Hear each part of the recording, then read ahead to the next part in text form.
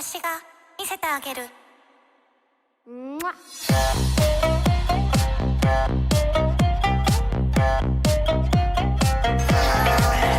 き。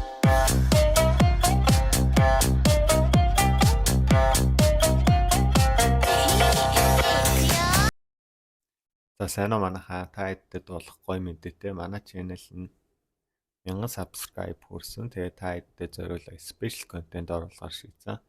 Dragon Ball Fusion Reborn гэдэг Dragon Ball-ын бүрийн хэмжээний анги ярихаар бэлдсэн байгаа. Dragon Ball нь өөрөө үндсэн зохиолоос хагаад маш олон бүрийн хэмжээний ангиудтай. Тэдгээр ангиудаас өөрийн хамгийн дуртай ангиа ярихад бэлэн болсон байна. Ингээ бүгдээрээ олон юм ярилгүй аним руугаа шууд орцгоё. Анимын эхлэлд галактик хоорондын үхсэн хүмүүсийн тулааны тэмцээн болж байдаг. Та хэдтэй ойлгомжтой байх үднэс нэг зүйлийг тайлбарлах ёстой. Энэ цаг үеийн Dragon Ball Z-ийн үргэлжлэл буюу хамгийн сүүлд бүгд ялаад дууссаны дараах цаг хугацаа байгаа шүү. Галактикийн тулаан руугаа буццгаая. Тулааныг өмнөд хойд гэ бүх кайшунууд үзгээс гадна өөрийн галактикийн тулаанчдыг дэмждэг. Тэгээ манай галактикийн тулаанч гарцаагүй яална гэж хоорондоо хэрэлдээл алалцаал байж байдаг. Мэдээж финалийн тулаанд манай Гоку маань үлдэх нь тодорхой. Нөгөө талаас Fake Piccolo юм аашаа. Нэг тийм тулаанч байдаг. Fake Piccolo-г болохоор Picon гэдэг тулаан эхэлдэг. Хоёр тулаанч хоёулаа энэ тулааныг маш их хүссэн байдаг. Picon ч бас тийм хоосон гар биш. Финалд үлдсэн бодвол бас нэлээд дайжгүй хүчтэй. За хоёр тулаанч тулдаж байх орон нөгөө ертөнцид нэг үйл явдал болдог. Энэ том биетэй гарвал Яма хаан байгаа. Тэрний үүрэг нь өгсөн хүмүүсийг тамд очих уу, деваажинд очих уу гэдгийг шийддэг. Тэгээ мангар их сүнснүүдийг тамд деваажин гэж ангилж байдаг. Деваажин руу явах сүнснүүд тэр онгоцно гэж тамд очих сүнснүүд тэр машин сон гэж сүнснүүдэд заавар өгдөг. За тэнд болохоор там руу очих сүнснүүдээс хорон санаагийн шүүдэг машин байдаг. Тэр машин маш их сөрөг энерги цуглуулад дүүрээ дэлбэрчдэг. Тэнд ажилтдаг хүүхэн санаандгүй хажууд нь байж байгаа тухайн дэлбэрэлтэнд өртөөд бүх тэр хорон муу санаагийн шингээгээд өөрөө хувиралд орчдөг. Уул нь нэлээд сайн хөвгч гисэн асар их хорон санааг шингээгээ шар том биетэй яг л нэг хүүхэд чиг мангас болоод хувирчдаг. Тэгээд тэр мангасаас болохоор амнаас нэг л үг гардаг. Жанамба гэд энэ мангасыг болохоор Жанамба гэд дууддаг байгаа шүү. Жанамба гарч ирснээр орон зай хэмжээснүүдийг гажуудалд үүсгэн тухайн тэр газрыг баахан чихрэн дунд оруулцдаг. Мөн дээрээс нь нөгөө Яма хааныг цайзад нь чихрэн дунд хорчдог.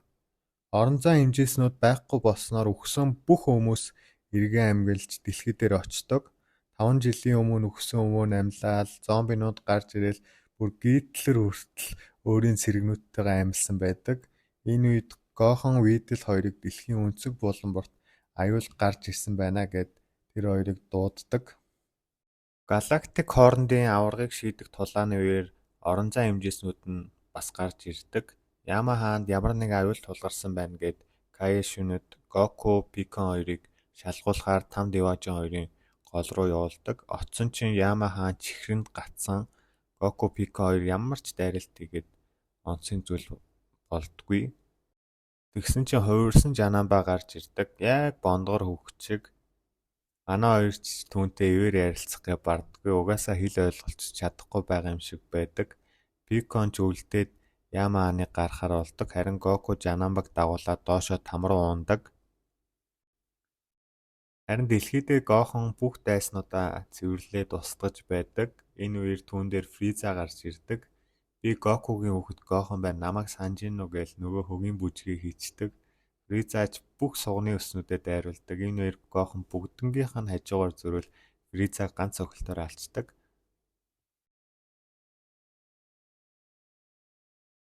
Энэ үеэр болохоор Готен Транкс хоёрч бас зүгээр байгаагүй. 7 лут бөмбөлгөө цуглуулж дууссан байдаг ба манай хэд бүгд цуглараад Шинроныг дуудахаар болдог.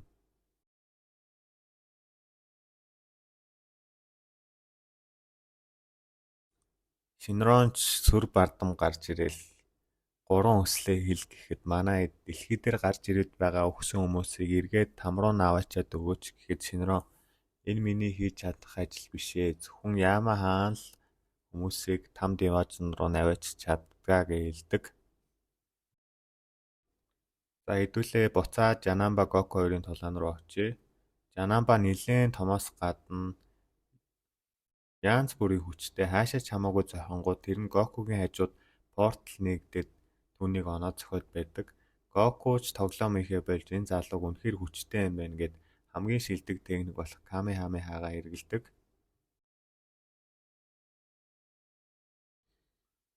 Тэгээд даанч түүнд ямар ч нөлөө үзүүлээгүй болохоор Гокуч нэлээд уурлаа Супер Сaiyan болохоор шийддэг.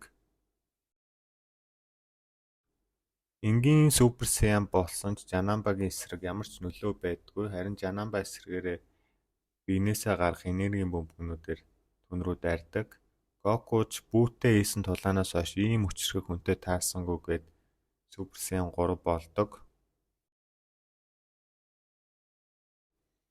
Та бүгд мэдж байгаа бах Супер Сaiyan 3 нь аимшигтай хүчтэй тэр хэмжээгээрээ энерги гарган амархан ядардаг тийм хувирал.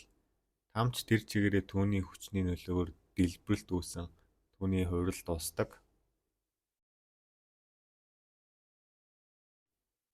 Хувирлан дууссан Гоку Жанамбад ямар ч боломж өгөлгүй дайрсаар байдаг. Ашгүй Жанамба унлаа гэсэн чи түүний бие ч бас хувираад эхэлцдэг. Асар хүчтэй хувирал явагдаад том болих хүүхэд байсан Жанамба өөрийн үнэн төрхөө илчилдэг.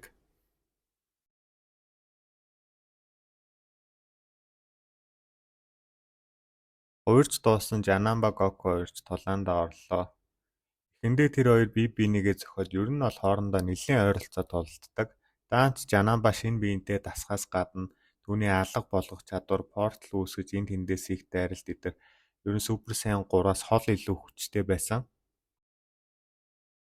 Тулааны бүх нөхцөл байдлыг Жанамба гартаа аван Гокуд ямар ч боломж үзүүлэхгүй түүнд зодуулаад эхэлдэг.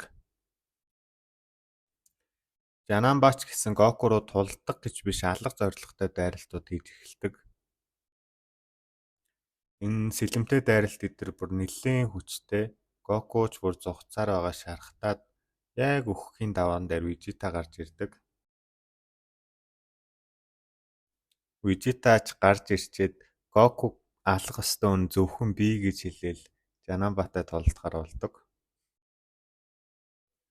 Уул нь Вижита үхсэн байх ёстой шүү дээ. Тэгсэн нөгөө дэлхий дээр гарч ирээд байсан дайснууд шиг яг адилхан амилсан юм байлээ. Вижитач бардам хүн болсон хойно Гокугийн үгийг авалгүй Жанамбараа шууд дайралтуудаа ээж эхэлдэг. Тэгээд угаасаа юу болох нь ойлгомжтой шүү дээ. Супер Сaiyan 3-ын хийж чадаагүй зүйлийг Вижита хийхгүй нь тодорхой шүү дээ. Ингээ Гоку маань Жанамбагаас ганцаараа сайхан зугтаж байсан бол одоо хантай Вижитатай хамт зугтаж байгаа юм чинь. Вижита Гоку хоёрс нуугдаа хоорондоо ярилцдаг. Энэ мангасыг дийлэх арга ерөөсөө алгаа гэхэд Гоку хоёулаа нэгдъя гэдэг. За энэ нэгдэл гэдэг нь хоёр хүн хоорондоо нэгдээд нэг хүн болдог бөгөөд нэгдснээрээ өмнө байсан хоёулангийнх нь хүч хэд дахин үржигддэг тийм техник байгаа. Гокуг нэгдъя гэж хэлэхэд Вижита түүнд хариулт хэлдэг. Чамтай нэгдсэнд орол үхсэн дээрээ гэдэг. Тэгсэн чинь Гоку жайл хэдийн өвчөө үсттэйгээ тэр хоёр нэгдэхэр болдог. Тэгээ нэгдэх хөдөлгөөнийг Вижита зааж өгөө. Яг нэгдэх гэхээр Жанамба араас нөгөө ерөөсөө бүтдгүй. Гэсэн хэдий ч Гокугийн агшин зур шилждэг хөдөлгөөнөөр түүнээс зугатаж чаддаг. Тэгээ Вижитад яг хөдөлгөөнийг зааж өгөө нэгдсэн чинь нэх муха бондгор юм болцдог. Яасан гэсэн чинь нэгдэх хоёр хүний хийн ижил төвшөнд хөдөлгөөн нь бас яг адилхан байх ёстой. Гэсэн Вижитагийн гар нь буруу байрлалаас болоод нэгдээд ийм бондгор болсон юм байлээ. Нэгдснээс хойш 30 минутын дараа л нэгдэл нь арилдаг байхгүй юу? Одоо тэгээ өнгөрсөн энэ бондгор юм нь 30 минутын турш Жанамбагийн бишок болчихж байгаа юм чинь. Нүдүүлэл байна. Ашгүй нэгдлийн хугацаанд тусч манай хоёр зугатаа дахиад нэгдэх гэхэд Жанамба ахаал хөөгөө болдгүй. Энэ үеэр Пикон гарч ирээд түүнийг хальт сатааруулж өгөхөөр болдог. Ер нь бол сатааруулна гэхээсээ илүү зодуулаад үлднэ л гэсэн үг л дээ.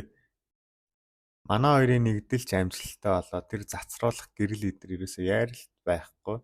Угаасаа Гоку Вижита хоёрын нэгдэл Dragon Ball Z-ийн хамгийн хүчтэй дүргээ ойлгочих болно доо.